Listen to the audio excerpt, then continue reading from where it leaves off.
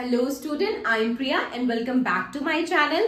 Now we will solve question number 2 of exercise 10.1. तो question number 2 का जो first part है वो क्या कहता है, identify the terms and their factors in the following expression, show the terms and factors by a tree diagram. ठीक है, आपको ये जो एक्सप्रेशंस दिए गए हैं इनमें आपको टर्म्स और फैक्टर्स बताने हैं और इसे आपको ट्री डायग्राम में रिप्रेजेंट करना है. ठीक है, तो पहले पार्ट हम सॉल्व करते. तो पहला पार्ट क्या है, x माइनस थ्री. ठीक है, x माइनस थ्री. तो यहाँ पे क्या होता है, माइनस साइन है. टर्म्स क्या होते हैं, टर्म्स क्या होते हैं, किसी भी एक्सप्रेशन में जो प्लस माइनस का साइन रहता है उसके अलावा जो कॉम्बिनेशन होते हैं वो टर्म्स होते हैं. ठीक है, जैसे यहाँ पे माइनस है. ठीक है, तो माइनस के अलावा क्या कॉम्बिनेशन है, एक x है एक 3 है. ठीक है, और ये माइनस इसे दो पार्ट्स में डिवाइड कर रहा है, मतलब दो पार्ट्स में इसे कर रहा है. ठीक है, एक x में एक 3 में. तो यहाँ पे टर्म्स क्या हो गया, आपका टर्म्स हो गया यहाँ पे एक x हो गया और एक -3 हो गया. ठीक है, तो ये हो गया क्या, टर्म्स. और फैक्टर्स क्या हो गए, x के फैक्टर्स क्या हो गए, x का फैक्टर आपका एक तो x हो जाएगा और एक 1 हो जाएगा. ठीक है, x का फैक्टर एक x रहेगा एक 1 रहेगा. और -3 का फैक्टर क्या हो जाएगा, -3 का फैक्टर एक -1 रहेगा और एक 3 रहेगा. ठीक है, तो ये टर्म्स हो गए और ये फैक्टर्स हो गए. ठीक है, अब आते हैं सेकेंड पार्ट में, बी पार्ट में. तो बी पार्ट में क्या है, 1 + x + x². ठीक है, अब इसमें जो है कितने टर्म्स, यहाँ पे प्लस का साइन लगा है तो एक टर्म ये हुआ, दूसरा टर्म ये हुआ, फिर प्लस साइन के बाद एक ये तीसरा टर्म हुआ. ठीक है, तो यहाँ पे प्लस प्लस लगा है. तो ये जो ऑपरेशन है इनके अलावा कौन कौन से कॉम्बिनेशन है, एक 1 है एक x है एक x² है.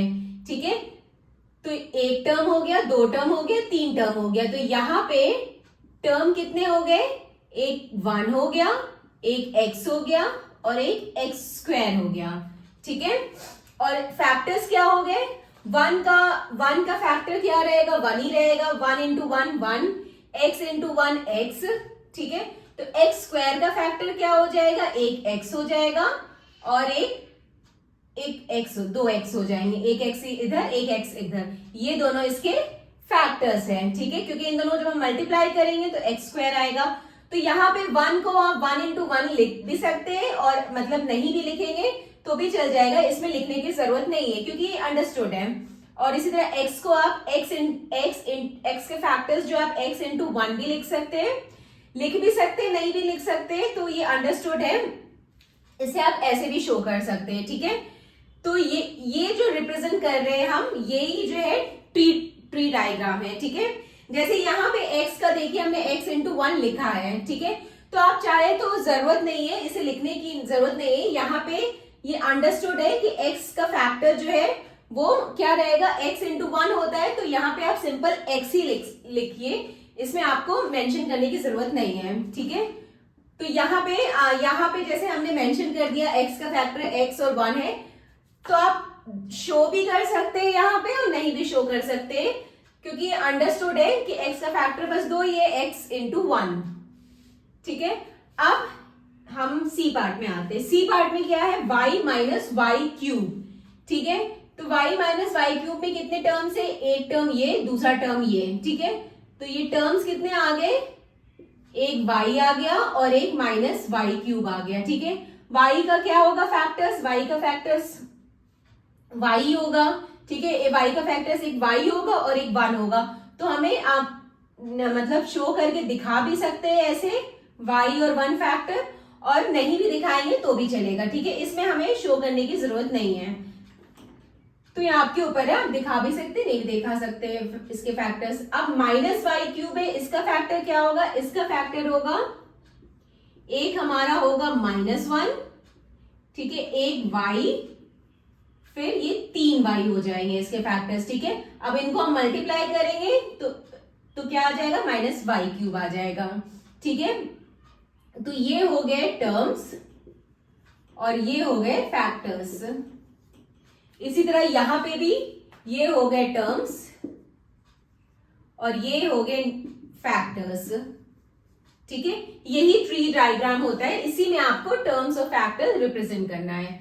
Now part is 5xy square plus 7x square y। ठीक है, अब इसके टर्म्स क्या हो जाएंगे, एक तो टर्म ये हो जाएगा और एक टर्म ये हो जाएगा। ठीक है, तो ये क्या टर्म हो जाएंगे, एक 5xy स्क्वायर और 7x स्क्वायर y। ठीक है, ये दो टर्म हो जाएंगे। अब इनके फैक्टर हम लिखेंगे, तो एक हो गया 5x और यहाँ पे y स्क्वायर है, मतलब हमें दो y लिखना है, तो एक y ये हो गया और एक y ये हो गया। ठीक है, तो ये इसके फैक्टर्स हो गए। इसी तरह 7x स्क्वायर का एक 7 हो गया फैक्टर, देन x स्क्वायर है तो x हमें दो बार लेना है।